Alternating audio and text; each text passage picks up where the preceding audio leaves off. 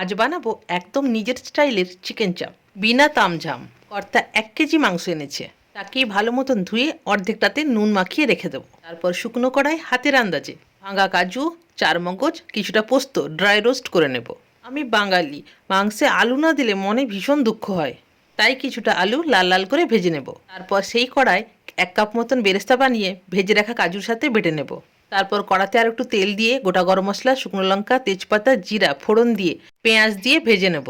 পেঁয়াজটা golden brown হয়ে গেলে নুন মাখানো মাংস, আদার সাথে গরম মশলা বাটা, রসুন বাটা, লঙ্কা, ধনে, হলুদ গুঁড়ো, গোটা পেঁয়াজ, কাঁচা লঙ্কা, কাটা টমেটো, 3 টেবিল চামচ টক দই, লবণ সব একসঙ্গে দিয়ে ভালো করে মিশিয়ে ভেজে রাখা আলু দিয়ে ঢাকা দিয়ে কষিয়ে এরকম তেল ছেড়ে এলে পেঁয়াজ, বেরেস্তা, কাজু বাটাটা দিয়ে ভালো করে কষিয়ে নেব।